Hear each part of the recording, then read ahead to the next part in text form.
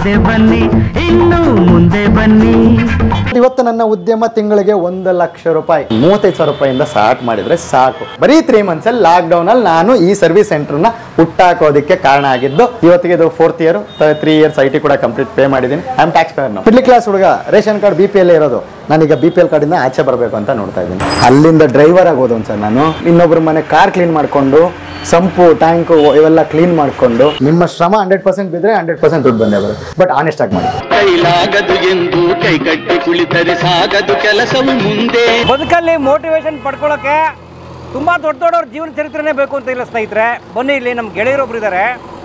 ಓದಿದ 10ನೇ class, car ತೊಳಿತಾ, ಕಂಡೋರ್ ಮನೆಯ some ಟ್ಯಾಂಕ್ಗಳನ್ನ clean ಮಾಡ್ತಾ ಇದ್ದ ಒಬ್ಬ ಹುಡುಗ ಇವತ್ತು CSC ಕಾಮನ್ ಸರ್ವಿಸ್ ಸೆಂಟರ್ನ ಸ್ಟಾರ್ಟ್ ಮಾಡಿ ಭಾಳ ಕಡಿಮೆ ಇನ್ವೆಸ್ಟ್ಮೆಂಟಲ್ಲಿ ತಿಂಗಳಿಗೆ 1 ಲಕ್ಷಕ್ಕೂ ಹೆಚ್ಚು ದುಡಿತಾ ಇರುವಂತಹ ಭಾಳ ಮೋಟಿವೇಟೆಡ್ ಹುಡುಗ ನಮ್ಮ ಮುನ್ರಾಜು. ಅವ್ರನ್ನ ಭೇಟಿ ಮಾಡೋಣ. ಇದು ಬೆಂಗಳೂರಿನ ತಣಿಸಂದ್ರ ಬಡಾವಣೆ ಸ್ನೇಹಿತರೆ. ಈ ಕಡೆ ಮಾನ್ಯತಾ ಟೆಕ್ ಪಾರ್ಕು, ನಾಗವರ ಎಲ್ಲ ಬರ್ತದೆ ನೋಡಿ. ಇಲ್ಲಿ ತಣಿಸಂದ್ರ ಹತ್ರ ಇರುವಂಥ ಕಾಮನ್ ಸರ್ವಿಸ್ ಸೆಂಟರು ಋತ್ವಿಕ್ ಈ ಸೇವಾ ಕೇಂದ್ರ ಅಂತ ಒಂದು ಸರ್ವಿಸ್ ಸೆಂಟರ್ ಶುರು ಮಾಡೋದು ಹೇಗೆ, ಅದರಿಂದ ದುಡ್ಡು ಮಾಡೋದು ಹೇಗೆ, ಜೀವನ ಕಟ್ಕೊಳ್ಳೋದು ಹೇಗೆ ನೋಡೋಣ. ವಿಶೇಷ ವಿಡಿಯೋ. ಸ್ವಾಗತ ನಿಮಗೆ ಈ ಕಥೆಗೆ. ಜೊತೆಗೆ ನಮ್ಮ ಮುನ್ರಾಜು, ನಮ್ಮ ರಾಜಸಿಂಹ ಸಾಹೇಬ್ರು ಇದ್ದಾರಲ್ಲ, ನೀವು ನೋಡಿರ್ತೀರಿ ಕಲಾಮಾಧ್ಯಮದಲ್ಲಿ, 2 ರೂಮ್ಗಳನ್ನ ಕಟ್ಟಿರುವಂಥ ಒಂದು ಮನೆ ಕಟ್ಟಿದಾರಲ್ಲ, ಅವರ PS ಅವರು, ಅವ್ರ ಪರ್ಸನಲ್ ಸೆಕ್ರೆಟರಿ. ಜೊತೆಗೆ ಇದು ಕೂಡ ನಡೆಸ್ತಾರೆ. ಇದು ವಿಶೇಷ ನೋಡಿ, ಒಂದು ಬಟನ್ ಒತ್ತಿದ್ರೆ ರೂಫ್ ಹಾರಿ ಹೋಗುತ್ತೆ. ಅವರ ವಿಶೇಷವಾದ ಕಥೆ ಕೇಳೋಣ. ಸ್ವಾಗತ, ಬನ್ನಿ. ನಮ್ಮ ಪ್ರತಿ ಕನಸು ಇಲ್ಲಿ ನನಸಾಗೋ ಒಳ್ಳೆ ಕಾಲವು ಮುಂದೆ ಇದೆ. ಮುನ್ರಾಜ್ ಅವ್ರು, ಏನಿದು ಸರ್? ಇದೊಂದು ಕಾಮನ್ ಸರ್ವಿಸ್ ಸೆಂಟರ್. ಅಂದ್ರೆ ಬರ್ತ್ ಸರ್ಟಿಫಿಕೇಟ್ ಇಂದ ಹಿಡಿದು ಒಬ್ಬ ಮನುಷ್ಯ ಹುಟ್ಟಿದ ಮೇಲೆ ಡೆತ್ ಆದ್ರೆ ಅವನ ಡೆತ್ ಸರ್ಟಿಫಿಕೇಟ್ ವರೆಗೂ ಕೊಡ್ತಕ್ಕಂಥ ಕಾಮನ್ ಸರ್ವಿಸ್ ಸೆಂಟರ್. ಅಂದ್ರೆ A to Z ಡಾಕ್ಯುಮೆಂಟ್ಸ್. ಒಬ್ಬ ಮನುಷ್ಯನ ಆಗು ಹೋಗುಗಳಲ್ಲಿ ಪ್ರತಿ ಒಂದು ಡಾಕ್ಯುಮೆಂಟ್ ಬೇಕು ಅಂದ್ರೆ ಒಂದು ಕಾಮನ್ ಸರ್ವಿಸ್ ಸೆಂಟರ್. ಲೈಕ್ ನಮ್ಮ ಕರ್ನಾಟಕವನ್ನು ಬೆಂಗಳೂರು ಒನ್ ಹೇಗಿದೆ, ಇದು central government aided scheme. Central government ಇಂದ ಏನೇ ಸ್ಕೀಮ್ಗಳು ಬಂದರೂ ನಮ್ಮ CSC ಸೆಂಟರ್ಗೆ ಬರುತ್ತೆ. ಸೊ ಇದು ಸೆಂಟ್ರಲ್ ಗೌರ್ಮೆಂಟಿಂದ ಅಪ್ರೂವ್ ಆಗಿ, ಅಲ್ಲಿಂದ ಮತ್ತೆ ಸ್ಟೇಟ್ ಗೌರ್ಮೆಂಟ್ ಅಪ್ರೂವ್ ಮಾಡಿದ ಮೇಲೆ ನಮ್ಗೆ ID ಸಿಗುತ್ತೆ. ನಾವು ಎಕ್ಸಾಮ್ ಬರೀಬೇಕು. ಎಕ್ಸಾಮ್ ಬರೆದ ಮೇಲೆ ನಮಗೆ ಸರ್ಟಿಫಿಕೇಟ್ಸ್ ಅಂತ ಇಶ್ಯೂ ಮಾಡ್ತೀವಿ. ಹೌದಾ? ಸೊ ಇವೆಲ್ಲ ನಾವು ಎಕ್ಸಾಮ್ಸ್ನ ಪಾಸ್ ಆದರೆ ಆಗ ನಮಗೆ ಯು ಆರ್ ಎಲಿಜಿಬಲ್ ಅಂತ ಕೊಡ್ತಾರೆ. ಬಿಕಾಸ್ ಒಬ್ಬ ಕಸ್ಟಮರ್ಗೆ ಡಾಕ್ಯುಮೆಂಟ್ ನಾನು ಏನಾದರೂ ಕೊಡ್ತೀನಿ ಅಂತಂದ್ರೆ ನೀನು ಎಷ್ಟು ಫಿಟ್ ಇದೆಯಾ ಅಂತ ಚೆಕ್ ಮಾಡ್ತೀವಿ. ಅಂದ್ರೆ ಈಗ ಉದಾಹರಣೆಗೆ ನೀವು ನನಗೊಂದು ಬರ್ತ್ ಸರ್ಟಿಫಿಕೇಟ್ ಮಾಡಿ ಕೊಡ್ತೀರಾ, ನನ್ನ ಮಗು ಹುಡ್ತು ಅಂತ, ಅದನ್ನ ಕೊಡೋಕೆ ನಿನ್ಗೆ ಏನು ಅರ್ಹತೆ ಇದೆ ಅಂತ test. Yes, and also what is the ಇದು ಕಂಪ್ಯೂಟರ್ ನಾಲೆಜ್ ನಿನಗೆ ಎಷ್ಟಿದೆ ಒಂದು, ಅಂಡ್ ಪ್ರದ್ಯಮಾನಗಳ ಆಗು ಹೋಗುಗಳು ನಿನಗೆ ಏನು ಗೊತ್ತಿದೆ, ಸಕಾಲಿಕ ವಿದ್ಯಮಾನ. ಎಸ್, ಎಲ್ಲ ಎಕ್ಸಾಮ್ ನಿನಗೆ ಯಾಕೆ ನಾನು ಕೊಡಬೇಕು, ಈ ಕೇಂದ್ರ ನಿನಗೆ ಯಾಕೆ ಕೊಡಬೇಕು, ಯಾಕೆ ಕೊಡಬೇಕು, ಲಾಟ್ ಆಫ್ ಪರ್ಸನ್ಸ್ ಆರ್ದೆ ನಿನಗೆ ಯಾಕೆ ಕೊಡಬೇಕು. ಎಕ್ಸಾಮ್ಸ್ ಡೈರೆಕ್ಟ್ ಆನ್ಲೈನ್ ತಗೊಳ್ತಾರೆ, ಸೊ ವೆಬ್ ಕ್ಯಾಮ್ರಾದಲ್ಲಿ ತಗೋತಾರೆ. ಸೊ ನಾವು ಆ ಕಡೆ ಈ ಕಡೆ ಅಲ್ಗಾಡೋ ಹೋಗಿಲ್ಲ. ನಿಮ್ಗೇನು ಗೊತ್ತಿದೆ, ಎಕ್ಸಾಮ್ ಮೆಟೀರಿಯಲ್ ಸಿಗುತ್ತೆ, ಓದಬೇಕು. ಓದಿದ ಮೇಲೆ ನಿಮಗೂ ಅದ್ರ ಮೇಲೆ ಪ್ಯಾಷನ್ ಇದ್ರೆ ಮಾತ್ರ ಈ ಸಬ್ಜೆಕ್ಟಿಗೆ ಬರಬೇಕು. ಇದು ಆಲ್ಮೋಸ್ಟ್ ಆಯ್ತು 5th year. ಇದು 5ನೇ ವರ್ಷ.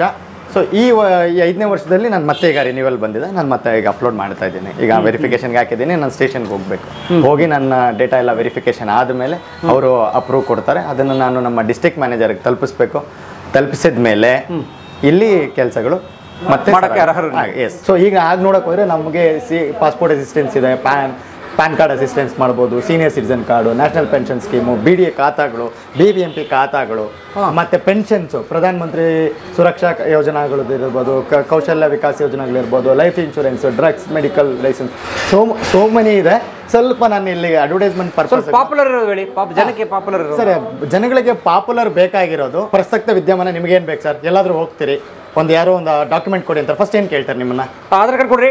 S, Aadhaar is the basic necessity. ಅದು ಕೆಲಸಗಳು ಈಗ ನಮಗೆ ಲೈಕ್ ಕೈಂಡ್ ಆಧಾರ್ ಕಾರ್ಡ್ ಆದಮೇಲೆ ಪ್ಯಾನ್ ಕಾರ್ಡ್ ಕೇಳ್ತಾರೆ.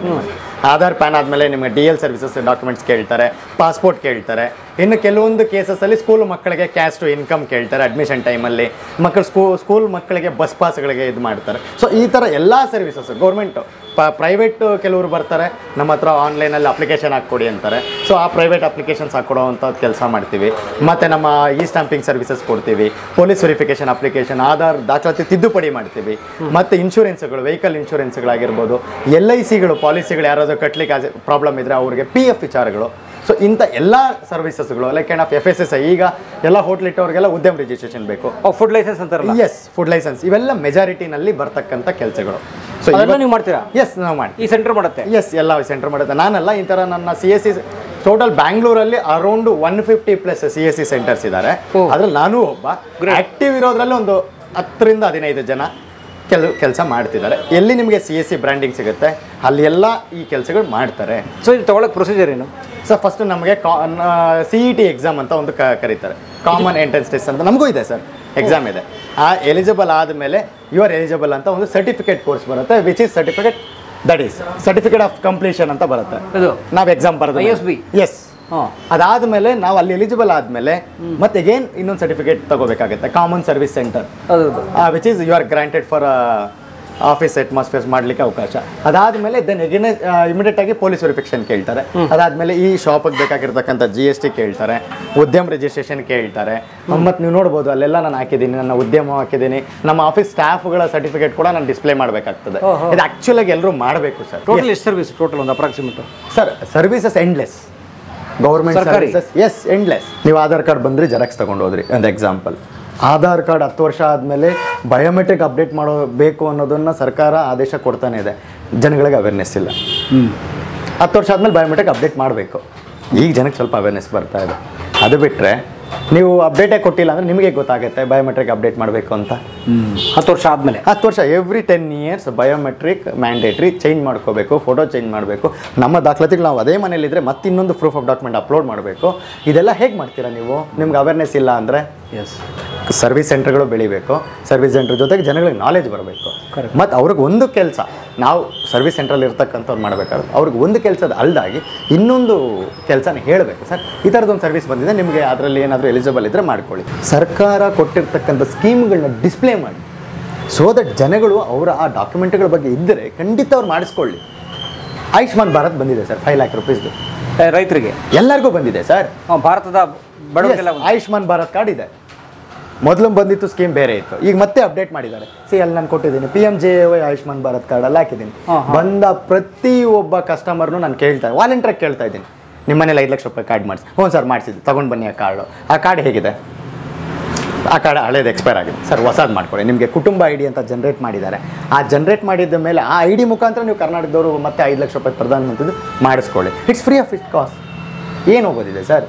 ನಮಗಾದರೆ CSC ಸೆಂಟ್ರಿಗೆ ಒಂದು 2 ರೂಪಾಯಿಂದ 5 ರೂಪಾಯಿ ಕೊಟ್ಟೇ ಕೊಡ್ತಾರೆ. ಜನರಿಗೆ 5 ಲಕ್ಷ ರೂಪಾಯಿ ಕಾರ್ಡ್ ನಾವು ತಲುಪಿಸ್ಬೇಕಲ್ಲ ಸರ್? ನನ್ನ ರೆಸ್ಪಾನ್ಸಿಬಿಲಿಟಿ ಅಲ್ಲ ಸರ್. ನಾನು VLE ಅಂತ ಏನಕ್ಕೆ ಕರೆಸ್ಕೋಬೇಕು ಸರ್? ವಿಲೇಜ್ ಲೆವೆಲ್ ಎಂಟ್ರಪ್ರನರ್ ಅಂತ ನಮ್ಮನ್ನು ಸೃಷ್ಟಿ ಮಾಡ್ತಾರೆ ಸರ್. ಇದು ಪೋಸ್ಟ್ ಇದು? ಎಸ್, ವಿಲೇಜ್ ಲೆವೆಲ್ ಎಂಟ್ರಪ್ರನರ್ ಅಂತ VLE ಅಂತ ನಮ್ಮನ್ನು ಕರೀತಾರೆ ಸರ್. ಒಂಥರ ವಿಲೇಜ್ ಅಕೌಂಟೆಂಟ್ ಥರ ನೀವು? Not like village accountant. Okay, village level entrepreneur. ಎಲ್ಲ ಪ್ರೈವೇಟ್ ಸರ್ವಿಸಸ್ಸು, ಗೌರ್ಮೆಂಟ್ ಸರ್ವಿಸು, ಮಸ್ತೊಂದು ಎಲ್ಲ ಹೊಸ ಸ್ಕೀಮ್ಗಳನ್ನ ನಾವು ಜನಗಳಿಗೆ ತಲುಪಿಸ್ಬೇಕು ಅಂತ ನಿಮ್ಮ ಸುತ್ತಲಿನ ಜನರಿಗೆ ತಿಳಿಸಿ ಮತ್ತು ಮಾಡಿಕೊಡಿ. ಎಸ್, ಅದು ನಿಮ್ಮ ಜಾಬು. ದುರುದೈವ ಏನು ಅಂದರೆ ನಮ್ಮ ಜಾಗಗಳಲ್ಲಿ ನಮ್ಮ ಈಗ ಊರಲ್ಲಿ ಲೋಕಲ್ಸ್ ಅಂತ ಏನಿದ್ದಾರೆ ವಿಲೇಜರ್ಸು, ಅವ್ರಿಗೆ ಡಾಕ್ಯುಮೆಂಟ್ ಕೆಲಸ ಅನಿವಾರ್ಯತೆ ಇದೆಯಲ್ಲ ಗೊತ್ತಿಲ್ಲ. UP BRS ನಾರ್ತಿಂದ ಬಂದವರು ಅವರೇ ಬಂದು ಇಲ್ಲಿ ಮಾಡಿಸ್ಕೋತಾ ಇರೋದು ಕೆಲಸಗಳು. ನಮ್ಮ ಸ್ಥಳೀಯರು ಮಾಡಿಸ್ಕೋತಾ ಇಲ್ಲ. ಯಾಕೆ? ಮುಸಲ್ಮಾನರು ಬರಲಿ, ಅವ್ರು ನಮ್ಮವ್ರಿಗೂ ಒಳನಾಡ ಚೆನ್ನಾಗೇ ಇದೆ. ಯಾವುದೇ ಒಂದು ಸ್ಕೀಮ್ ಬಂದರೆ ಫಸ್ಟ್ ಅವ್ರು ಇರ್ತಾರೆ ಸರ್, ನಮ್ಮವ್ರು ಇರೋದಿಲ್ಲ ಸರ್. ನಮ್ಮವರಿಂದ ಸೆನ್ಸ್ ಅಂದರೆ ನಮ್ಮವ್ರಿಗೆ ಏನಂತೀವಿ ನಾವು, ಅದು ನಾವು ಇಲ್ಲೇ ಹುಟ್ಟಿದವರು, ಇಲ್ಲೇ ಬೆಳೆದವರು, ರೆಸಿಸ್ಟೆನ್ಸು. ಬಿಡು ಆಮೇಲೆ ಮಾಡಿಸಿದ್ರಾಯ್ತು, ಬಿಡು ಆಮೇಲೆ. ಸರ್ಕಾರ ಕಾಯಲ್ಲ ಸರ್, ನಿಮಗೆ ಸರ್ವಿಸ್ ಕೊಡುತ್ತೆ, ಇಷ್ಟು ದಿವಸ ಅಂತ ಡೆಡ್ಲೈನ್ ಇರುತ್ತೆ. ಆ ಡೆಡ್ಲೈನಲ್ಲಿ ಮಸ್ಟ್ ಆ್ಯಂಡ್ ಶುಡ್ ಕ್ಯೂವಲ್ಲಾದರೂ ನಿಂತ್ಕೊಂಡಾದರೂ ಮಾಡಿ ಏನಾದರೂ ಮಾಡಿ ಒಟ್ಟಿನಲ್ಲಿ ಡಾಕ್ಯುಮೆಂಟ್ ಮಾಡಿಸ್ಕೊಳ್ಳಿ ಅಂತ. ನಾವು ಪ್ರತಿಯೊಂದು ಸಲ ನಮ್ಗೆ ಅದೇ ಬೇಜಾರು ಸರ್. ಬೇರೆಯವರೆಲ್ಲ ಇಷ್ಟು ಬೇಗ ಕೆಲಸ ಮಾಡಿಸ್ಕೊಂಡಾಗ ನಾವು ಯಾಕೆ ನಾನು ಆ ಒಂದು ಉದ್ದೇಶದಿಂದನೇ ಸರ್ಕಾರದ್ದು ಬಂದು ಪ್ರತಿಯೊಂದು ಸರ್ವಿಸಸ್, ಯಾವುದೇ ಸರ್ವಿಸಸ್ ಬರಲಿ, ಚಿಕ್ಕ ಸರ್ವಿಸಸ್ ಬಂದರೂ ನಾನು ಜನಗಳಿಗೆ ತಲುಪಿಸ್ಬೇಕು ಅನ್ನೋದೊಂದು ಧ್ಯೇಯ ಉಟ್ಕೊಂಡೆ ಈ ಆಫೀಸ್ ಮಾಡಿದ್ದು. ಈ ಆಫೀಸ್ ಹುಟ್ಟೋದಕ್ಕೂ ಕಾರಣ ಬೇರೆ ಥರ ಇದೆ. ಹೇಳಿ. 2019 ಲಾಕ್ಡೌನ್ ಸರ್. 2020 ಲಾಕ್ಡೌನು. 2020ನಲ್ಲಿ ಲಾಕ್ಡೌನಲ್ಲಿ, ಫಸ್ಟ್ ಲಾಕ್ಡೌನಲ್ಲಿ 3 ಮಂತ್ಸ್ ಮನೇಲಿದ್ದೆ. ನನಗೊಂದು ಚಿಕ್ಕದೊಂದು ಲ್ಯಾಪ್ಟಾಪ್ ಒಂದೇ ಇತ್ತು. ಏನು ಮಾಡ್ತೀರಿ ಅದಕ್ಕೆ ಮೊದಲು? ಅದಕ್ಕೆ ಮುಂಚೆ ನಾನು ಒಬ್ಬರು ಸಾಹೇಬ್ರು ಇದ್ದಾರೆ, ದೊಡ್ಡ ಸಾಹೇಬರು. ಸೊ ಅವ್ರ ಹತ್ರ PA ವರ್ಕ್ ಮಾಡ್ತೀನಿ. ಸ್ಟಿಲ್ ಇವತ್ತು PA ವರ್ಕ್ ಮಾಡ್ತಾಯಿದ್ದೀನಿ. ಕೈ ತುಂಬ ಸಂಬಳ ಕೊಡ್ತಿದ್ದಾರೆ. 41,000 ರೂಪಾಯಿ ತಿಂಗಳಿಗೆ ಸಿಗುತ್ತೆ ನನಗೆ. ಹೇಳ್ಕೋಬೇಕು, ಹೇಳಿದ್ದೀನಿ, ಡೈರೆಕ್ಟಾಗಿ ಹೇಳಿದ್ದೀನಿ. ಸೊ ಆ ಸಂಬಳದ ಜೊತೆಗೆ ಇನ್ನೇನಾದರೂ ಮಾಡಬೇಕು ಅಂತ ಹುಟ್ಟಿದ್ದು ಹೇಗೆ ಅಂದರೆ, ನನಗೆ ಸ್ವಲ್ಪ ಡಾಕ್ಯುಮೆಂಟ್ಸ್ ಮೇಲೆ ಸ್ವಲ್ಪ ಪ್ಯಾಷನ್ ಇದೆ. ಏನಾದರೂ ಮಾಡಬೇಕು. ಲಾಕ್ಡೌನ್ ನಮಗೆಲ್ಲರಿಗೂ ಪಾಠ ಕಲಿಸ್ಕೊಟ್ಟು. ನಾಳೆ ಸಪೋಸ್ ಆ ಕೆಲಸ ನನಗೆ ಬಿಟ್ಟರೆ ನಾನು ಹೇಗೆ ಸರ್ವೈವ್ ಆಗೋದು? ನನ್ನ ಮನೇಲಿ ನಾನೇ ಅರ್ನಿಂಗ್ ಪಾಯಿಂಟು, ಹೇಗೆ ಸರ್ವೈವ್ ಆಗಬೇಕು? ಸರಿ, ಹೀಗೆ ವೆಬ್ಸೈಟ್ ಹುಡುಕ್ತಾ ಇದ್ದೆ. ನನಗೆ ನಾನೊಬ್ಬರನ್ನ ಫಾಲೋ ಮಾಡ್ತಿದ್ದೆ, ಕನ್ನಡ ಕುವರ ಅಂತ. ಮನೋಹರ್, ನೀವು ಆಲ್ರೆಡಿ ಮನೋಹರ್ ಸರ್ನ ಇಂಟರ್ವ್ಯೂ ಕೂಡ ತಗೊಂಡಿದ್ದೀರಿ. ಸೊ ನಿಮಗೆ ಕಲಾ ಮಾಧ್ಯಮಕ್ಕೆ ಸ್ವಾಗತ Manohar. Thank you sir, thank you very much. ನಿಮ್ಮ ವಿಡಿಯೋಸ್ ತುಂಬ ನೋಡ್ತೀನಿ ನಾನು. ಅವ್ರದ್ದೊಂದು ವಿಡಿಯೋ ಬಂದಿತ್ತು, ಅವರೊಂದು ವಿಡಿಯೋ ಪೋಸ್ಟ್ ಮಾಡಿದರು. ಸ್ನೇಹಿತರೆ ನೀವು 35,000 ರೂಪಾಯಿ ಒಂದು CSC ಸೆಂಟರ್ ತೆಗಿಬೋದು ನೋಡಿ ಅಂತ. CSC ಸೆಂಟರ್ನ ನಡೆಸೋದು 36,000 ಇಂದ 40,000 rupees ವರೆಗೆ ನಿಮಗೆ ಬಂಡವಾಳ ಬೇಕಾಗುತ್ತೆ. ಅವ್ರನ್ನ ಫಾಲೋ ಮಾಡ್ತಾ ಇದ್ದೀನಿ, ಚೆಕ್ ಮಾಡಿ. ಹೀಗೋಗಿ ಈ CSC ಒಬ್ಬ ಮನುಷ್ಯನಿಗೆ ಯಾವ ಥರ ಟರ್ನ್ ಆಗುತ್ತೆ ಒಂದು ವಿಡಿಯೋ. ನನ್ನ ಈ ಒಂದು ಸರ್ವಿಸ್ ಸೆಂಟರ್ ಹುಟ್ಟಾಕ್ಲಿಕ್ಕೆ ಕಾರಣ ಅವ್ರು. This office credits goes to Manohar sir. ನಾನು ಈ ಮಾಧ್ಯಮದ ಮುಖಾಂತರ ಹೇಳ್ತೇನೆ, ಸುಮಾರು ಸರಿ ಸಿಕ್ಕಿದ್ದೀನಿ, 2 ಸರಿ ಸಿಕ್ಕಿದ್ದೀನಿ ನಾನು. ಸೊ 35,000 ರೂಪಾಯಿ ಒಂದು CSC ತೆಗಿಬೋದು ಅಂತ ಹೇಳಿದ್ರು ಅವರು. ತೆಗಿಬೋದು. ನಾನು ನನ್ನ ಖುಷಿಗೋಸ್ಕರ ನಾನೆಲ್ಲ ಈ POP ಮಾಡ್ಕೊಂಡಿದ್ದೀನಿ, ದೊಡ್ಡದಾಗೆಲ್ಲ ದೊಡ್ಡ ಐಟಮ್ಗಳು ಇಟ್ಕೊಂಡಿದ್ದೀನಿ. ಕಾಮನ್ ಆಗಿ ಒಂದು 35,000 ರೂಪಾಯಿಂದ ಸ್ಟಾರ್ಟ್ ಮಾಡಿದರೆ ಸಾಕು. ಒಂದು ಸಿಸ್ಟಮು, ಒಂದು ಪ್ರಿಂಟರು ಇದ್ರೆ ಸಾಕು, ಒಂದು ಇಂಟರ್ನೆಟ್ ಇಷ್ಟಿದ್ರೆ ಫೋನು. ಎಸ್, ಇಷ್ಟಿದ್ರೆ ನೀವು CSC ಸೆಂಟರ್ ತೆಗಿಬೋದು. ಬರಲಿ ನನ್ನ ಹತ್ರ ಯಾರಾದರೂ, ನಾನು ಹೇಳ್ಕೊಡ್ತೀನಿ ಅವ್ರಿಗೆ ಹೇಗೆ CSC ಸೆಂಟರ್ ತೆಗಿ. ನಾನು ಟ್ರೈನ್ ಮಾಡ್ತೀನಿ ಅವ್ರಿಗೆ. ನಿಜವಾಗ್ಲೂ ಮಾಡಲೇಬೇಕು ಅನ್ನೋಂಥ ಹುಮ್ಮಸ್ಸಿರೋ ಅಂಥವ್ರು ಬಂದರೆ ಖಂಡಿತವಾಗ್ಲೂ ನಾನು CSC ಸೆಂಟರ್ ಹಾಕೋದು ಹೇಗೆ, ಅದನ್ನು ಹೇಗೆ ಫಾಲೋ ಅಪ್ ಮಾಡಬೇಕು, ಹೇಗೆ ಎಕ್ಸಾಮ್ ಬರೀಬೇಕು, ನಾನು ಗೈಡ್ ಮಾಡ್ತೀನಿ. ಸೊ ಲಾಕ್ಡೌನಲ್ಲಿ ಗೊತ್ತಾಯಿತು. ದೆನ್ ಎಸ್, ಆ ವಿಡಿಯೋ ನೋಡಿದೆ. ಆ ವಿಡಿಯೋ ನೋಡಿದ್ಮೇಲೆ ನಾನು ಆಯ್ತಿದೆ, ಅದು ಚೆನ್ನಾಗಿದೆಯಲ್ಲ ಸ್ಕೀಮ್. ಅದಕ್ಕೆ ಮುಂಚೆ ಕರ್ನಾಟಕವನ್ನು ತೆಗೆಯೋಣ ಅಂತೇಳಿ ಪ್ಲಾನ್ ಇತ್ತು ಸರ್. ಆ ವಿಡಿಯೋಗಳಲ್ಲಿ ಕರ್ನಾಟಕ ಒಂದು ಅಡ್ವರ್ಟೈಸ್ಮೆಂಟ್ ಬಂತು. ಅದಾದಮೇಲೆ ಗೊತ್ತಾಗಿದ್ದೆ ಮನೋಹರ್ ಸರ್ ಹಾಕಿದ್ಮೇಲೆ CSC ಸೆಂಟರ್ ಅಂದರೆ ಏನು. ದೆನ್ CSC ಬಗ್ಗೆ ನಾನು ರಿಸರ್ಚ್ ಚೆಕ್ ಮಾಡ್ತಿದ್ದೆ. ಲ್ಯಾಪ್ಟಾಪ್ ಇದೆ, ಮನೇಲಿ ಕೆಲಸ ಇಲ್ಲ, ಕೂತ್ಕೊಂಡು ಚೆಕ್ ಮಾಡ್ತಾ ಇದ್ದಾಗ CSC ಸೆಂಟರ್ಗೆ ಹೇಗೆ ಮಾಡಬೇಕು ಅಂದರೆ then again another YouTuber SB ವರ್ತಿ ಅಂತ. ಸೊ ಕ್ರೆಡಿಟ್ ಅವ್ರಿಗೂ ಕೊಡಬೇಕು ನಾನು. ಹೇಗೆ CSC ಸೆಂಟರ್ಗೆ ಎಕ್ಸಾಮ್ ಬರೀಬೇಕು, ಹೇಗೆ ಇದು ಮಾಡಬೇಕು, ಹೇಗೆ ಬರೆದ ಮೇಲೆ ಯಾವ ಥರ ಫೀಸ್ ಕಟ್ಟಬೇಕು, ಯಾವ ಥರ ಮತ್ತು ಅದು ಸರ್ಟಿಫಿಕೇಟ್ ಹೇಗೆ ತಗೋ ಎಲ್ಲ ಹೇಳ್ಕೊಟ್ರು ಸರ್. ಎಲ್ಲ ಯೂಟ್ಯೂಬಲ್ಲಿ ಕಲ್ತಿದ್ದೆ ಲಾಕ್ಡೌನಲ್ಲಿ. ಎಸ್, ಬರೀ 3 ಮಂತ್ಸಲ್ಲಿ ಲಾಕ್ಡೌನಲ್ಲಿ ನಾನು ಈ ಸರ್ವಿಸ್ ಸೆಂಟರ್ನ ಹುಟ್ಟಾಕೋದಕ್ಕೆ ಕಾರಣ ಆಗಿದ್ದು. ಸೆಕೆಂಡ್ ಲಾಕ್ಡೌನ್ ಬರೋ ಅಷ್ಟರಲ್ಲಿ ನಾನು ಅಡ್ವಾನ್ಸ್ ಮಾಡಿದ್ದೆ, ಕೆಲಸ ಸ್ಟಾರ್ಟ್ ಮಾಡಿದ್ದೆ. ಎಸ್, ಫಸ್ಟ್ ಲಾಕ್ಡೌನಲ್ಲಿ ಕಲ್ತ್ರಿ, second lockdown start yes, just matter of 3 ಮಂತ್ಸಲ್ಲಿ. ಬಿಕಾಸ್ ಅಂದರೆ ಏನಾಗುತ್ತೆ ಇಲ್ಲಿ, ನಿಮಗೆ ಅದ್ರ ಪ್ಯಾಷನ್ ಇರಬೇಕಾಗುತ್ತೆ ಸರ್. ಪ್ರತಿಯೊಬ್ಬರು ನಾನು ಕೇಳ್ಕೊಳ್ಳೋದಿಷ್ಟೇ, ನಿಮ್ಮ ಹತ್ರ ಪ್ಯಾಷನ್ ಇದೆಯಾ, ಬಿಡಬೇಡಿ. ಮಾಡಿದ್ದೀರಾ, ಏನಾಗುತ್ತೆ, ಎಕ್ಸಾಮ್ ಬರ್ದಿದ್ರೆ ಅಮ್ಮಮ್ಮ ಅಂದರೆ ಗೌರ್ಮೆಂಟ್ ಫೀಸ್ ಗೌರ್ಮೆಂಟ್ಗೆ ಹೋಗುತ್ತೆ, ನಿಮಗೆ ಸಿಗೋದಿಲ್ಲ, ಫೇಲ್ ಆಗ್ತೀರಿ. ಬಟ್ ಅಟ್ಲೀಸ್ಟ್ ಟ್ರೈ ಮಾಡಿ ಅಲ್ಲ. ಸಮಥಿಂಗ್ ಈಸ್ ಬೆಟರ್ ದೆನ್ ಇದಲ್ವಾ. ಅಟ್ಲೀಸ್ಟ್ ಏನೋ ಒಂದು ಟ್ರೈ ಮಾಡಿ. ನಾನು ಟ್ರೈ ಮಾಡಿದೆ ಸರ್. ಅವತ್ತು ಸ್ಟಾರ್ಟಿಂಗು ನನ್ನ ಹತ್ರ ಆ ಜೆರಾಕ್ಸ್ ಮಿಷಿನ್ ಒಂದಿದೆ, ಅಲ್ಲಿದೆ ಜೆರಾಕ್ಸ್ ಮಿಷಿನ್. ದೊಡ್ಡ ಜೆರಾಕ್ಸ್ ಮಿಷಿನ್ ಯೂಸ್ ಆಗಿದೆ, ಸ್ವಲ್ಪ ಏನೋ ಪ್ರಾಬ್ಲಮ್ ಇದೆ. ಹಳೆ ಜೆರಾಕ್ಸ್ ಮಿಷಿನ್, ಹಳೆ ಜೆರಾಕ್ಸ್ ಮಿಷಿನ್ ಇದೆ. ಅದನ್ನು ತೊಗೊಂಡ್ವಿ. ಒಂದು ಇದೇ ಟೇಬಲ್ ಇತ್ತು. ನಮ್ಮ ಗೆಳೆಯರು ಇನ್ನೂ ಆಚೆಗೂ ಇದ್ದಾರೆ, ಅವರು ಸ್ವಲ್ಪ ಅಭಾವ ಕಡಿಮೆ ಇದೆ, ಇಲ್ಲಿ ಜಾಗ ಇಲ್ಲ, ಆಚೆ ಇದೆ. ಅವರು ನಾವು ಬಂದು ಕೂತ್ಕೊಂಡ್ವಿ. ಈ ಜಾಗದ್ದು ಕೂಡ ಹೇಳ್ತೀನಿ ನಾನು ನಿಮಗೆ. ಈ ಜಾಗ ಸಿಕ್ಕಿದ್ದು ಮಿರಾಕಲ್ ಅಲ್ಲ. ಈ ಒಟ್ಟು ಟೋಟಲ್ ಇನ್ವೆಸ್ಟ್ಮೆಂಟ್ ಎಷ್ಟು ಸರ್? ನನಗೆ ಆ ಟೈಮಲ್ಲಿ ಇನಿಷಿಯಲ್ ಎಲ್ಲ ಆಗಿದ್ದು ಸ್ವಲ್ಪ ಜಾಸ್ತಿ. ನಾನು ಎಕ್ಸ್ಪೆನ್ಸ್ ಜಾಸ್ತಿ ಮಾಡಿದೆ, ಅರೌಂಡ್ 1 ಲಕ್ಷವರೆಗೂ ನಾನು ಇನ್ವೆಸ್ಟ್ ಮಾಡಿ. ಬಟ್ ಬೇಕಾಗಿರಲಿಲ್ಲ ಸರ್, ಬೇಕಾಗಿಲ್ಲ. ಇವತ್ತು ಕೇಳುತ್ತೆ CSC ಸೆಂಟರ್ ನಿಮಗೆ ಲಕ್ಸುರಿ ಅಲ್ಲ, ಡಾಕ್ಯುಮೆಂಟ್ಸ್ ಕೊಡೋ ಒಂದು ಸೆಂಟ್ರು. ನೀವು 40,000 ರೂಪಾಯಿಂದ ಆದರೂ ಮಾಡಿ, 10,000 ರೂಪಾಯಿ ಆದರೂ ಮಾಡಿ, ನಿಮಗೆ ಮಾಡೋಕ್ಕೆ ಕೆಪಾಸಿಟಿ ಇರಬೇಕು, ಮನಸ್ಸಿರಬೇಕು, ಕೆಪಾಸಿಟಿ ಕಲ್ತ್ಕೋಬೇಕು, ಮಾಡ್ಬೇಕು ಅಷ್ಟೇ. ಬೇಕಾಗಿರ್ತಕ್ಕಂಥ ಎಕ್ವಿಪ್ಮೆಂಟ್ಸ್ ನೋಡಿ. ಈಗ ಇದು ನೋಡ್ಬೋದು, ಇದು ಹೊಸದಲ್ಲ, ಇದು ರೆಂಟು. ಪ್ರಿಂಟಿಂಗ್ ಮಾಡಿ ಕೊಡ್ತಾರೆ. ಎಸ್, ಮಿಷಿನ್ ರೆಂಟ್ ಇದೆ. ನನ್ನ ಮಿಷಿನ್ ಪ್ರಾಬ್ಲಮ್ ಆದಮೇಲೆ ನಾನು ಒಬ್ಬರು ಕಾಪಿಯರ್ ಸರ್ವಿಸಸ್ ಯಾರಾದರೂ ಇದ್ದಾರಾ ಅಂತ ಗೂಗಲಲ್ಲಿ ಸರ್, ಗೂಗಲಲ್ಲಿ ಇಲ್ಲದೆ ಇರೋದು ಇನ್ನೊಂದಿಲ್ಲ, ಯೂಟ್ಯೂಬಲ್ಲಿ ಇಲ್ಲದೆ ಇರೋದು ಇನ್ನೊಂದಿಲ್ಲ. ಮನುಷ್ಯ ಟೈಮ್ ಕೊಡಬೇಕು, ಪ್ರತಿಯೊಂದು. ಎಸ್, ತಾಳ್ಮೆ ಇರಬೇಕು. ಈ ಮಿಷಿನ್ನ ಹುಡುಕಿದ್ವಿ. ಈ ಮಿಷಿನ್ನ ಹುಡುಕಿ ನಾವು ಅದನ್ನು ಕರೆದು ಅವ್ರಿಗೆ ಕೇಳಿದಾಗ ಸಮ್ ಡಾಕ್ಯುಮೆಂಟ್ಸ್ ಕೇಳಿದರು. ನಮ್ಮ ಹತ್ರ ಇರೋ ಡಾಕ್ಯುಮೆಂಟ್ಸ್ ಪ್ರೊವೈಡ್ ಮಾಡಿದ್ವಿ. ತಿಂಗಳಿಗೆ 3,500 ಕಟ್ಟಿದರೆ ರೆಂಟು. ಪರ್ಚೇಸ್ಗೆ ಎಷ್ಟು? ಪರ್ಚೇಸ್ ಆದರೆ ನಿಮ್ಗೆ ಇದು ಒಂದು 89,000ಇಂದ 1 ಲಕ್ಷ. ಈಗೆಲ್ಲ ಈ ಮಿಷಿನ್ ಮಾಡೆಲ್ಸ್ ಇಲ್ಲ, ಅಪ್ಗ್ರೇಡೆಡ್ ಮಾಡೆಲ್ಸ್ ಇದ್ದಾವೆ. ಒಂದೊಂದು ರೇಟು. ಬಟ್ ನಾನು ಯಾಕೆ ರೆಂಟ್ಗೆ ಹೋಗ್ತೀನಿ? ಯಾಕೆ? ನಾನು ಹೊಸದೇ ಇಟ್ಕೊಂಡು ಮಾಡ್ಬೋದಲ್ಲ. 80,000 ಹೊಸದು ಇಟ್ಕೊಂಡು ಮಾಡಿದೆ ಸರ್. ನಂದು ಹೊಸ ಮಿಷಿನ್, ಅದು ಪ್ರಾಬ್ಲಮ್ ಆಯ್ತು ಸರ್. ಇವತ್ತವರೆಗೂ ಸರ್ವಿಸ್ ಪರ್ಸನ್ ಇಲ್ಲ ಅದಕ್ಕೆ. ನಂದೇ ಅದಂತ ಬಂದಾಗ ನಾನೇ ಫಾಲೋ ಅಪ್ ಮಾಡಬೇಕು. ಅದೇ ರೆಂಟ್ ಅಂತ ಬಂದಾಗ, ಗುರು ನಿಮ್ಮ ಮಿಷಿನ್ ಪ್ರಾಬ್ಲಮ್ ಇದೆ ಅಂತ ಕಂಪ್ಲೇಂಟ್ ID, ಈಗ ಸಪೋಸ್ ಈ ID ಇರುತ್ತೆ, ಯಾವುದೋ ಒಂದು ಐಡಿಗೆ ಫೋನ್ ಮಾಡಿದರೆ ಅವ್ರು ಫೋನ್ ಮಾಡಿದ್ದು ಕೂಡಲೇ ½ an hour 1 hour maximum repair ಮಾಡ್ತಾರೆ. ಎಸ್, ಮಾಡ್ತಾರೆ. ಆರಾಮಾಗಿ ರೆಂಟ್ ಕಟ್ಕೋ, ಆರಾಮಾಗಿ. ಎಸ್, 3,500 ರೂಪಾಯಿ ನೀವು ಕಟ್ಟೋದ್ರಿಂದ ನಿಮ್ಗೇನು ಬೆನಿಫಿಟ್ ಅಂತ ಕೇಳ್ಬೋದು ನೀವು. ನನಗೆ 14,000 ಪೇಜ್ ಫ್ರೀ ಕೊಡ್ತಾರೆ, ಪ್ರಿಂಟು. ಎಸ್, ಕಾರ್ಟ್ರೇಜ್ ಫ್ರೀ ಕೊಡ್ತಾರೆ, ಮೇಂಟೆನೆನ್ಸ್ ಫ್ರೀ. ನಂದೇನು ಕೆಲಸ? ನನ್ನ ಲ್ಯಾಪ್ಟಾಪ್ ಇದೆ, ಸಿಸ್ಟಮ್ ಇದೆ, ಬಂದಿದ್ದನ್ನು ಪ್ರಿಂಟ್ 14,000 ಪೇಜು. ಮ್ಯಾಕ್ಸಿಮಮ್ 2 ರೂಪಾಯಿ ಒಂದು ಜೆರಾಕ್ಸ್ ಪ್ರಿಂಟ್ ತಗೊಳ್ಳಿ ಸರ್. 28,000ದಲ್ಲಿ 3,500 ಅವ್ರಿಗೆ ಕೊಡೋದು. 25,000 ಜೇಬಿಗೆ. ಜಾಬ್ಗೆ ಅಂದರೆ ಮೇಂಟೆನೆನ್ಸ್, ಕರೆಂಟ್ ಬಿಲ್ ಅವು ಇವು. ಬಟ್ ಅದರಲ್ಲೂ ಪ್ರಾಫಿಟ್. ಅದರಲ್ಲೂ ಸ್ವಲ್ಪ. ಈಗ ನಾನು 28,000ದಲ್ಲಿ ಮತ್ತೆ ತೆಗಿಬೇಕಾಗುತ್ತೆ ಪೇಪರ್. 14,000 ಪೇಪರ್ ತೆಗಿಬೇಕು ಅಂದರೆ ಆಲ್ಮೋಸ್ಟ್ ನಾನು 7 ರಿಂದ 8 ಬಂಡಲ್ ಪೇಪರ್ಸ್, 7 ಬಂಡಲ್ ಪೇಪರ್ಸ್ 500 ರೂಪಾಯಿ, 3,500 ಪೇಜು. ಅದು 14 ಬಂಡಲ್ಸ್ ಹಾಕಬೇಕು. ಆ ಇನ್ವೆಸ್ಟ್ಮೆಂಟ್ ನಂದಿರುತ್ತೆ. ಅದನ್ನು ತೆಗೆದ್ಮೇಲೆ ನನಗೆ ಸಿಗೋದು ಆಲ್ಮೋಸ್ಟ್ ಒಂದು 5,000 to 6,000 ಪ್ರಾಫಿಟ್ ಇದೆ. ಆಯಿತು, ಅಷ್ಟೇ ಹೋದರೆ ಓಕೆ. ಅದಕ್ಕಿಂತ ಜಾಸ್ತಿ ಆದರೆ 0.39 ಪೈಸಾ to 40 ಪೈಸಾ, ಅರೌಂಡ್ 50 ಪೈಸಾದಲ್ಲಿ ಪರ್ ಪೇಜ್. ಎಸ್, ಕಾರ್ಟ್ರೇಜ್ ಅವರೇ ಕೊಡ್ತಾರೆ. ಈಗ ಹೇಳಿ ನನ್ನ ಮಿಷಿನ್ ಪ್ರಾಬ್ಲಮ್ ಆಗಿ ಯಾರೂ ಕರೆದೆ ಬರಲಿಲ್ಲ, ಮಿಷಿನ್ ರೆಂಟ್ಗೆ ಹಾಕ್ಕೊಂಡಿದ್ದೀನಿ, ಇದೇ ಒಳ್ಳೇದು. ಅದು ಸಾಕು ನನಗೆ, ನನ್ನ ಪರ್ಪಸ್ ಸರ್ವ್ ಆಗ್ತಾ ಇದೆ, ನನಗೆ ಅದಕ್ಕಿಂತ ಜಾಸ್ತಿ ಲಾಭನೂ ಇದೆ, ನನ್ನ ಮಿಷಿನ್ನ ಮುಡ್ತಾ ಇಲ್ಲ, ಸೈಡ್ಗೆ ಇಟ್ಟಿದ್ದೀನಿ. ಈ ಥರ ಸರ್ ಹುಡುಕಿದ್ರೆ ಎಲ್ಲ ಸಿಗುತ್ತೆ, ಎಲ್ಲ ಸಿಗುತ್ತೆ. ಹುಡುಗರು ದೇವರು ಸಿಗ್ತಾನೆ ಸರ್. ಎಸ್, ಖಂಡಿತ ನೀವೇ ಸಿಗ್ತೀರಿ ಅಂದರೆ ದೇವ್ರು ಸಿಗದೆ ಇರ್ತಾರೆ ಸರ್. ಸೊ ಆ ಥರ ರೆಂಟಿಗೆ ತೊಗೊಂಡ್ರಿ? ಎಸ್ ಸರ್, ಹಾಗೆ ನಾವು ತೊಗೊಂಡು ಸೊ 2020 ಲಾಕ್ಡೌನ್ ಶುರು ಮಾಡಿದ್ರಿ? ಎಸ್, ಇವತ್ತಿಗೆ ಇದು 4th ಇಯರ್, 3 ಇಯರ್ಸ್ IT ಕೂಡ ಕಂಪ್ಲೀಟ್ ಪೇ ಮಾಡಿದ್ದೀನಿ. ಐ ಆಮ್ ಟ್ಯಾಕ್ಸ್ ಪೇಯರ್ ನಾವು. ಯಾವುದು ಇದು? ಎಸ್, ಮಿಡ್ಲ್ ಕ್ಲಾಸ್ ಹುಡುಗ, ರೇಷನ್ ಕಾರ್ಡ್ BPL ಇರೋದು, ನಾನೀಗ BPL ಕಾರ್ಡಿಂದ ಆಚೆ ಬರಬೇಕು ಅಂತ ನೋಡ್ತಾ ಇದ್ದೀನಿ. BPL ಬಿಡಬೇಕು, ನಾನೇ ವಾಲಂಟ್ರಿಗೆ ಆಚೆ ಬರಬೇಕು ಅಂತ. Because when I am paying income tax, I don't want to live in the BPL card. Because ಸರ್ಕಾರ ಹೇಳುತ್ತೆ ಎಬೋ ಪ್ರಾವರ್ಟಿ ಲೈನ್ ಇದ್ದಾಗ ಬಿಲೋ ಪ್ರಾವರ್ಟಿ ಲೈನಲ್ಲಿ ಇರತಕ್ಕಂಥವ್ರು ವಾಲಂಟ್ರಿಗೆ ಬಿಟ್ಕೊಡ್ಬೇಕು ಅಂತ. ಅದು ನಾನು ಬಿಟ್ಕೊಡು, ನಾನು ಟ್ಯಾಕ್ಸ್ ಕಟ್ತಾ ಇದ್ದೀನಿ ಮತ್ತೆ ಸರ್ಕಾರದಿಂದ ಮತ್ತೆ ನಾನು ಯಾಕೆ ತೊಗೋಬೇಕು? ಟ್ಯಾಕ್ಸ್ ಕಟ್ಟೋಷ್ಟು ಬರುತ್ತೆ? ಬಟ್ ಎಸ್ ಬರುತ್ತೆ. ಹೆಂಗೆ ಬರುತ್ತೆ ಸರ್? ಇವತ್ತು ನನ್ನ ಉದ್ಯಮ ತಿಂಗಳಿಗೆ 1 ಲಕ್ಷ ರೂಪಾಯಿ, ನನ್ನ ಉದ್ಯಮ ಇವತ್ತು ಈ 5 ರೂಪಾಯಿ ಫಸ್ಟ್ ಡೇ ನನ್ನ ಕಾಂಟ್ಯಾಕ್ಟ್ ಅಮೌಂಟು ಇವತ್ತು 1 ಲಕ್ಷ ರೂಪಾಯಿ ಇದೆ. 1 ಲಕ್ಷ ರೂಪಾಯಿ ಎಕ್ಸ್ಪೆನ್ಸ್ ಎಲ್ಲ ಕಳೆದ್ರೆ ನನಗೆ 25,000 ರೂಪಾಯಿ. ಒಂದು ದಿವಸ 25 ಸಿಗುತ್ತೆ, ಒಂದು ದಿವಸ 35 ಸಿಗುತ್ತೆ. ಸ್ಕೀಮ್ಗಳು ಬಿಟ್ರಲ್ಲ, ಲಾಸ್ಟ್ ಟೈಮ್ ನನ್ನ ದುಡಿಮೆ ಬೇಡ ಅಂದರೂ ಜನ ಕೊಟ್ಟು ಹೋಗ್ತಾರೆ ಸರ್. ಪ್ರೀತಿಯಿಂದ ಕೆಲಸ ಆದರೆ ಬಂದು ನೆನೆಸ್ತಾರೆ, ಅರಿಸ್ತಾರೆ ಸರ್. ನನಗೆ ನಿನ್ನಿಂದನೇ ಆಯ್ತಪ್ಪ, ಸುಮಾರು ವರ್ಷಗಳಿಂದ ಆಗದೇ ಇರೋ ಕೆಲಸ ನಿನ್ನಿಂದ ಆಯಿತು, ಪೆಂಡಿಂಗ್ ಇದ್ಬಿಡ್ತವೆ. ಈಗ ಎಲ್ಲ ಕೆಲಸಗಳು ನಾವು ಆನ್ಲೈನಲ್ಲಿ ಫಾಲೋ ಅಪ್ ಮಾಡಿದ್ದಕ್ಕೆ ಅದು ಅಪ್ರೂವ್ ಆಗಿ ಅಪ್ರೂವಲ್ ಲೆವೆಲ್ ಬಂದು ಅವ್ರ ಕೈಗೆ ಸಿಕ್ಕಿದ್ರೆ ಎಂಡ್ ಯೂಸರ್ ಖುಷಿ ಪಡೋದು ಯಾವಾಗ ಗೊತ್ತಾ ಸರ್? ನಾನು ಇಷ್ಟು ದಿವಸ ಮಾಡದಿರೋ ಕೆಲಸ ಇವತ್ತು ಆಯ್ತಲ್ಲ, ಅರಿಸ್ತಾರೆ ಸರ್. ಆ ಬ್ಲೆಸ್ಸಿಂಗ್ಸ್ ಸಾಕು. ದುಡ್ಡು ಬಂತು, ಬ್ಲೆಸ್ಸಿಂಗ್ಸ್ ಬಂತು. ಸಮಾಜದಲ್ಲಿ ನಾನು ಆಚೆ ನಡ್ಕೊಂಡು ಹೋಗ್ತಿದ್ರೆ ಅಣ್ಣ ನಂದು ಡಾಕ್ಯುಮೆಂಟ್ ನಿಲ್ಲಿಸಿ ಮಾತಾಡಿಸ್ತಾರೆ ಸರ್, ರೆಕಗ್ನೈಸ್ ಮಾಡ್ತಾರೆ. 5 ಲಕ್ಷ ರೂಪಾಯಿ ಒಂದು ಹೆಲ್ತ್ ಕಾರ್ಡ್ ಮಾಡಿಕೊಟ್ರೆ ಒಂದು 100 ರೂಪಾಯಿ ಕೊಡ್ತಾನೆ ಸರ್, ಖುಷಿಯಿಂದ ಕೊಡ್ತಾನೆ. ನಾಳೆ ಅವ್ನಿಗೆ ಎಲ್ಲೋ ಹೆಚ್ಚು ಕಡಿಮೆ ಆದರೆ ಆ ಕಾರ್ಡ್ ಬಳಸ್ತಾನೆ, ಒಂದು 1 ಲಕ್ಷ ರೂಪಾಯಿ ಹೋಯ್ತು.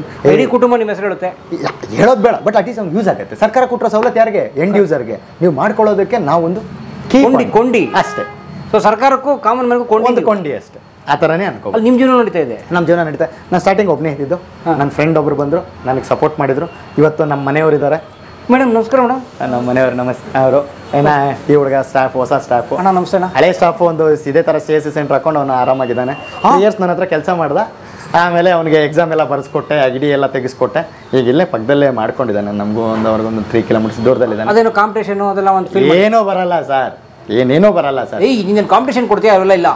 ಇನಿಷಿಯಲಲ್ಲಿ ಬೇಜಾರಾಗುತ್ತೆ ಪಕ್ಕದಲ್ಲೇ ಹಾಕಿದ್ರೆ, ಆಮೇಲೆ ಅವ್ನ ಬಿಸ್ನೆಸ್ ಅವನದು, ನಮ್ಮ ಬಿಸ್ನೆಸ್ ನಮ್ಮದು. But end of the day ಅವ್ನು ಆ ಕೃತಜ್ಞತೆ ಏನಾದರೂ ಹೇಳಿದ್ರೆ ಫೋನ್ ಮಾಡಿ ಮಾತಾಡ್ತಾನೆ. ಬಟ್ ಕೆಲಸ ಮಾಡ್ಕೊಂಡಿದ್ದಾನೆ, ಕಲ್ತಿದ್ದಾನೆ. ಅವನಿಂದ ನಾವು ಕಲ್ತಿದ್ದೀವಿ. ಫುಲ್ ಟೈಮ್ ನಾನು ಇರಲ್ಲ ನೋಡಿ, ಎಲ್ಲ ಅವನಿಗೆ ಬಿಟ್ಟು ಹೋದಾಗ ಅವನು ಕಲ್ತಿದ್ದಾನೆ. ಬಸ್ ಹಿಂಗೆ ಮಾಡಬೇಕು, ಬಸ್ ಹಿಂಗೆ ಮಾಡಬೇಕು. ನಾವು ಕಲ್ತೇ ಮಾಡಿದ್ದು ಸರ್. ಇದು ನಮಗೂ ಏನು ನಾಲೆಜ್ ಇರಲಿಲ್ಲ ಸರ್. ಸೊ ಎಲ್ಲ ಕಲ್ತ್ಕೊಂಡು 100% ಆದ್ಮೇಲೆ ಬರ್ತೀನಿ ಅಂದರೆ ಆಗಲ್ಲ. ಇಲ್ಲ, ನೀವು ಬಂದ್ಬಿಡಿ, ಫಸ್ಟು ಬಿದ್ಬಿಡಿ ಸಮುದ್ರಕ್ಕೆ, ಬಂದ್ಬಿಡಿ. ಬಂದು ರಿಸರ್ಚ್ ಮಾಡಿ, ಯೂಟ್ಯೂಬಲ್ಲಿ ವೀಡಿಯೋಗಳು ನೋಡಿ. ಎಷ್ಟು ವೀಡಿಯೋಗಳು ಬೇಕು ಸರ್ ಇವತ್ತಿದೆ.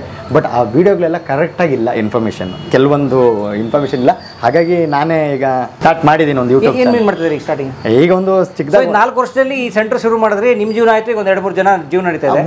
3 ಪ್ಲಸ್ ನಂದು ಸೇರಿ. ಓಕೆ, 4 ಕುಟುಂಬ. ಓನರ್ ಇದ್ದಾರೆ, ಬಾಡಿಗೆ ತಗೋತಾ ಇದಾರಲ್ಲ ಅವರು. ಬಿಲ್ಡಿಂಗ್ ಹಾಗೆ ಹಂಗೆ ತಗೊಂಡ್ರೆ ಎಲ್ಲ ಆಗಿ ಇವತ್ತು 4ನೇ ವರ್ಷದ ಏನು ಹೊಸ ಅಪ್ಡೇಟು ಸರ್? 4ನೇ ವರ್ಷದ ಈಗ ಸದ್ಯಕ್ಕೆಲ್ಲ ಎಕ್ಸ್ಪೆನ್ಷನ್ ಮಾಡಬೇಕು. ಓಕೆ, ಎಕ್ಸ್ಪೆನ್ಷನ್ ಮಾಡಬೇಕು ಅಂದರೆ ನನಗೆ ಸ್ವಲ್ಪ ಕೊರಿಯರ್ ವೆಂಡರ್ಶಿಪ್ ತೊಗೊಳ್ಳೋಣ ಅಂತ ಇದೆ. ಎಲ್ಲ ಕೊರಿಯರ್ಸ್ ಬರ್ತಾ ಇದ್ದಾವೆ. ಬಂದು ಈಗ ಇಲ್ಲೇ ನೋಡ್ಬೋದು 14 ಕೊರಿಯರ್ ಸರ್ವಿಸ್ ಅಟ್ 1 ರೂಫ್. ಇಲ್ಲಿ ಒಂದು ಪೋಸ್ಟರ್ ಇದೆ.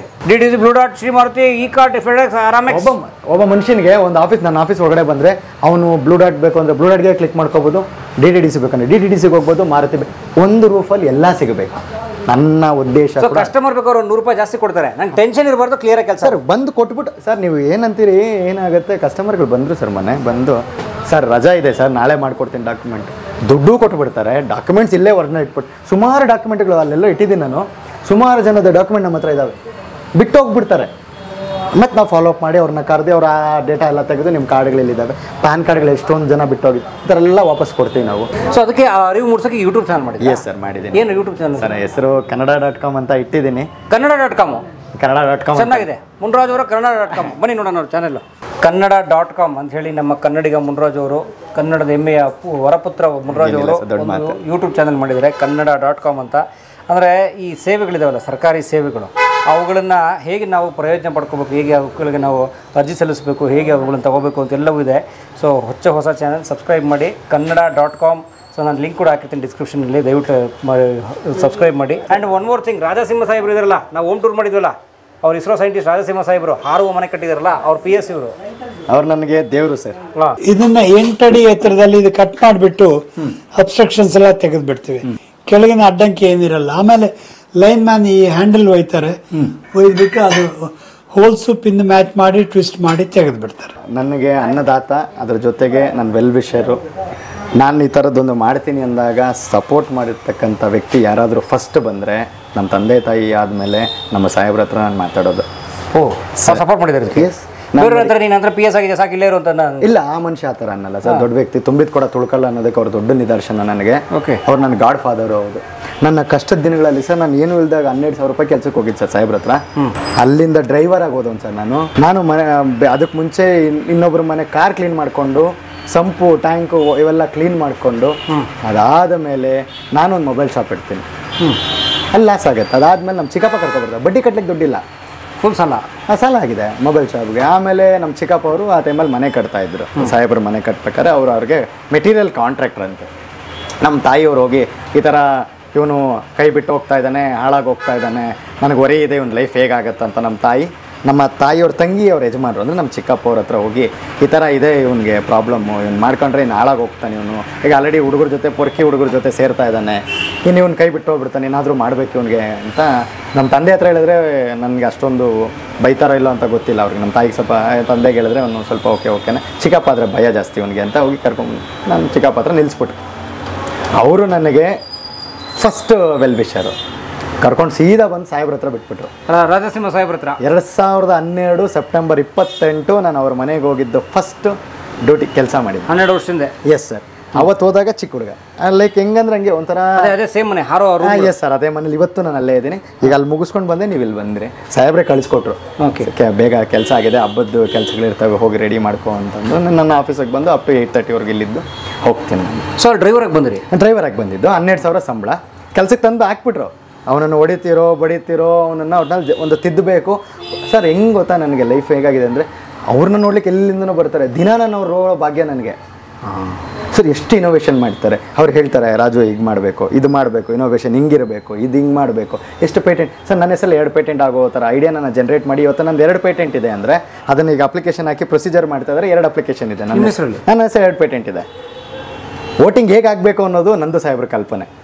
ಅದು ನಿಮಗೆ ಆಲ್ರೆಡಿ ಸಾಹೇಬ್ರು ಹೇಳಿದ್ದಾರೆ. ಅದಾದಮೇಲೆ ಆಂಬುಲೆನ್ಸಲ್ಲಿ ಡೆತ್ ಆಗಬಾರ್ದು, ಅದು ಹೇಗೆ ನಿಮ್ಮನ್ನು ಕರ್ಕೊಂಡು ಹೋಗ್ಬೇಕು. ಸೇಮ್ ಟ್ರಾಫಿಕ್ಕಲ್ಲಿ ಆಂಬುಲೆನ್ಸ್ಗಳು 80ರಿಂದ 100 ಕಿಲೋಮೀಟರ್ ಸ್ಪೀಡ್ ಹೋಗ್ಬೇಕಂದ್ರೆ ಅದು ನನ್ನ ಇನ್ವೆನ್ಷನ್. ಸೊ ಸಾಹೇಬ್ರಿಗೆ ಡೆಡಿಕೇಟ್ ಮಾಡಿದ್ದೀನಿ ನಾನು. ನನ್ನ ಗಾಡ್ ಫಾದರ್ ಸರ್ ಅವರು.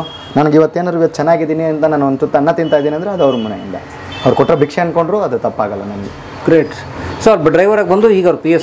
ಆ ಡ್ರೈವರಾಗಿ ಬಂದರು. ಅಮ್ಮ ಇಮಿಡಿಯೇಟಾಗಿ ಅಮ್ಮ ಇದ್ದಾರೆ. ಸೇಮ್ ನನಗೆ ಅಮ್ಮ ದೇವ್ರವ್ರು, ನಿಜವಾಗ್ಲೂ ಇನ್ನೊಂದು ಥರ ರೂಪ ಅಲ್ಲ, ದೇವ್ರ ರೂಪನೇ ಅವರು. ಅವ್ರು ಇದ್ಕೊಂಡು, ರಾಜು ನೀನೇನು ಎಜುಕೇಷನ್ ಅದು, ನಮ್ಮ ಈ ಥರ ಆಗೋಗಿದೆ ಅಮ್ಮ, ಹಿಂಗೆ ಆಗೋಗಿ ಪ್ರಾಬ್ಲಮ್ ಮಾಡ್ಕೊಂಡಿದ್ದೆ, ಅದಕ್ಕೆ ಹಿಂಗೆ ಬಂದೆ ಅಂತ ಎಲ್ಲ ಹೇಳಿ 3 ಮಂತ್ಸ್ ಆದಮೇಲೆ ಇಮಿಡಿಯೇಟಾಗಿ ಸಾಹೇಬ್ರಿಗೆ ಹೇಳಿ ಹೊಸ ಡ್ರೈವರ್ನ ಊರಿಂದ ಕರೆಸಿ ನೆಕ್ಸ್ಟ್ ಡೇ ನಾನು ಹೋಗ್ತೀನಿ, ಕಾರ್ಕಿ ಯಾರೋ ತೊಳಿತಾ ಇದ್ದಾರೆ. ಫುಲ್ ಟೆನ್ಷನ್ ನೀವು? ಹೋದೆ ಸರ್ ಹತ್ರ ಹೋಗಿ ಕೇಳಬೇಕಲ್ಲ ಈಗ ನಾನು. ಸರ್ ಯಾರೋ ಬಂದ್ಬಿಟ್ಟವ್ರೆ.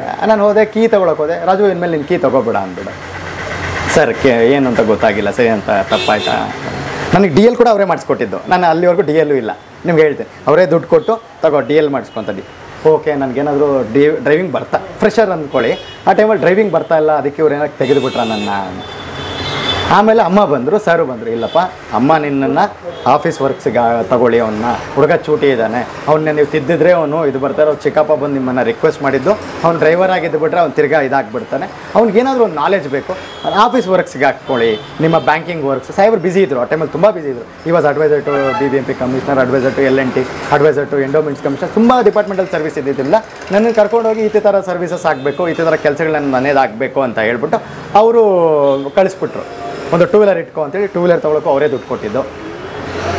ನಾನು ಹೇಳ್ತೀನಿ, ನಾನು ಹೇಳ್ಕೊಬೇಕು ಸರ್. ಒಬ್ಬದ ಓನರ್ನ ಎಲ್ಲರೂ ಬೈಕತ್ತಾರೆ, ಯಾರಾದರೂ ಓನರ್ ತಪ್ಪು ಮಾಡಿ ಸರ್ ಬೈತಾರೆ ಸರ್. ನಮ್ಮ ಒಳ್ಳೆದಕ್ಕೆ ಅವ್ರಿಗೆ ಎಕ್ಸ್ಪೀರಿಯೆನ್ಸು, ನಮಗೆ ಇನ್ನೂ ಎಕ್ಸ್ಪೀರಿಯೆನ್ಸ್ ಇರೋದಿಲ್ಲ.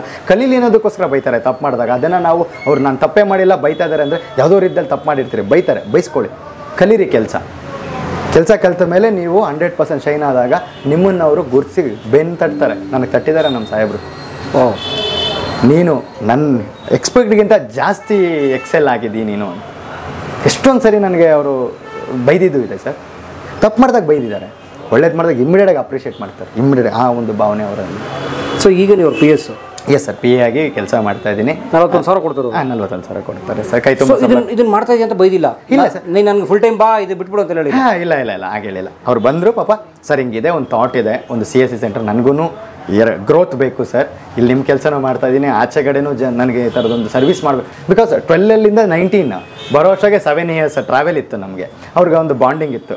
ಏನೇ ಆದರೂ ನನ್ನ ತಂದೆ ಸಾಮಾನ್ರು ಅವ್ರು ಯಾವುದೇ ರೀತಿ ಬೈಯಲ್ಲ ಅಂತ ನಾನು ಬೇರೆ ಸೈಡಾಗಿ ಹೋಗಿ ಸರೆಂಡರ್ ಆಗ್ಬಿಡ್ತೀನಿ. ಸರ್ ಹಿಂಗಿದೆ ಹಿಂಗೆ ನಾನು ಮಾತಾಡೋ ಕಾಲಕ್ಕೂ ಅಮ್ಮ ಅವ್ರು ಇರ್ತಾರೆ, ಈ ಥರ ಮಾಡಬೇಕು ಅಂದಾಗ ಇಮಿಡಿಯೇಟಾಗಿ ಅವ್ರು ಏನು ಮಾಡಿದರು, ಆಯ್ತಪ್ಪ ರಾಜು ಇದೊಂದು ಸರ್ವಿಸು ಜನಗಳಿಗೂ ಸಿಗಬೇಕು ಅಂತ ಮಾಡ್ತಿದ್ದೆ, ನೀನು ದುಡ್ಡು ನಿನಗೂ ಸಿಗುತ್ತೆ, ನನಗೇನಿಲ್ಲ ನಿನ್ನ ಮನೆಯಿಂದ ಪಕ್ಕದಲ್ಲೇ ಇಡ್ತಿದ್ದಿ ಮಾಡು. ಅವರೇ ಬಂದು ನಾನು ಮೆಡಿಕಲ್ ಸ್ಟೋರ್ ಓಪನ್ ಮಾಡಿದ್ದೆ, ಸಮ್ ಕಾರಣ ನಿಮಿತ್ತ ನಾನು ಅದು ಕೊಟ್ಟೆ.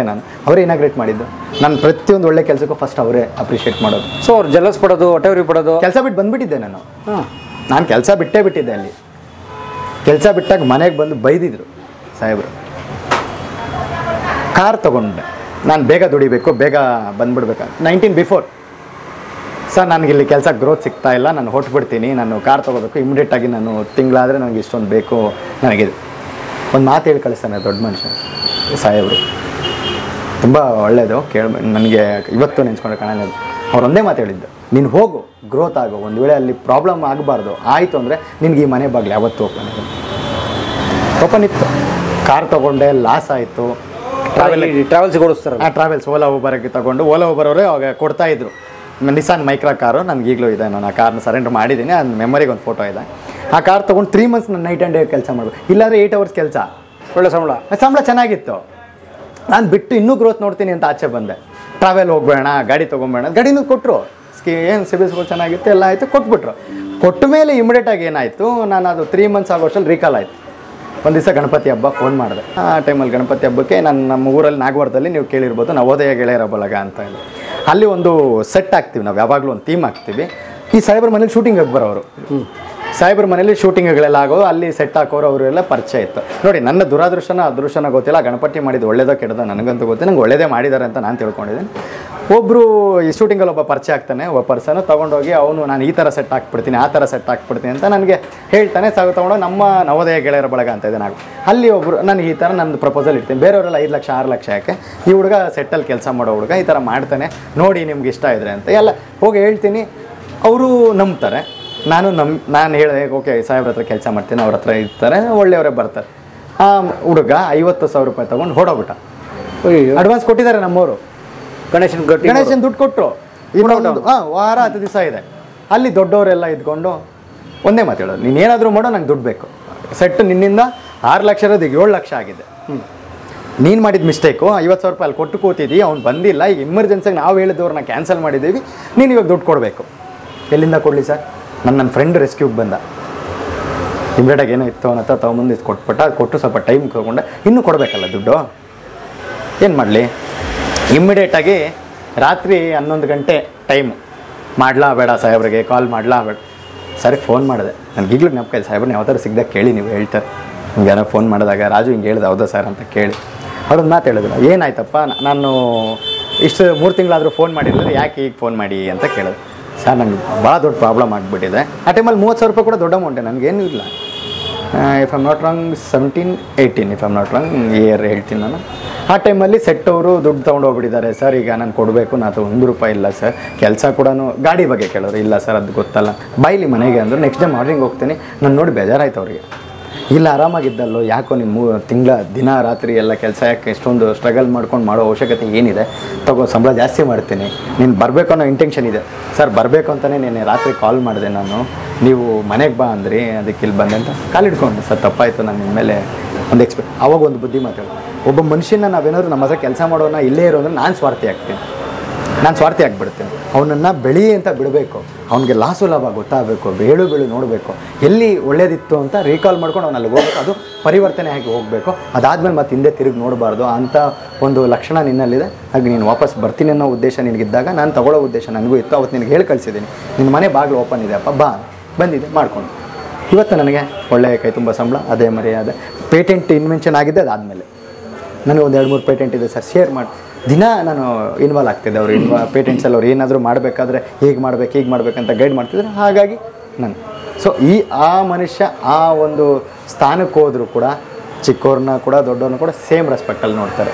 ನಂಗೆ ಅದೊಂದು ಇಷ್ಟ ಆಯಿತು ನಮ್ಮ ಸಾಹೇಬ್ರ ಬಗ್ಗೆ. ನಂಗೆ ಇದೊಂದು ಹೇಳ್ಕೋಬೇಕು. ಸೊ ಅಲ್ಲಿ ಕೆಲಸ ಮಾಡ್ತೀರಿ, ಇದು ನಡೆಸ್ತೀರಿ? ಹಾಂ, ಇದು ನಡೆಸ್ತೀನಿ ಅಂದಾಗ ಅವ್ರು ಒಂದೇ ಮ್ಯಾನೇಜ್ ಮಾಡ್ತೀರಿ ಸರ್. ಬೆಳಗ್ಗೆ 10:30 ಕರೀತಾರೆ. ಸಮ್ಟೈಮ್ಸ್ ಇಲ್ಲಪ್ಪ ನೀನು 11 o'clockಗೆ ಬಾ ಅಂತಾರೆ. ಹೋದ್ಮೇಲೆ ಅವ್ರ ಮನೆಯಲ್ಲಿ ಅವರು ಅಟೆಂಡೆನ್ಸ್ ಸಾಹೇಬ್ರಿಗೆ ಮಾತಾಡಿಸ್ಬಿಟ್ಟು ಮೇಡಮ್ ಅವ್ರನ್ನ ಮಾತಾಡಿಸಿ ಅವ್ರು ಏನು ಹೇಳಿದ್ದಾರೆ ಕೆಲಸ ಎಲ್ಲ ಮುಗಿಸಿ ಈವ್ನಿಂಗ್ 7 o'clock ಅಷ್ಟೊತ್ತಿಗೆ ವಾಪಸ್ ಬರ್ತೀನಿ.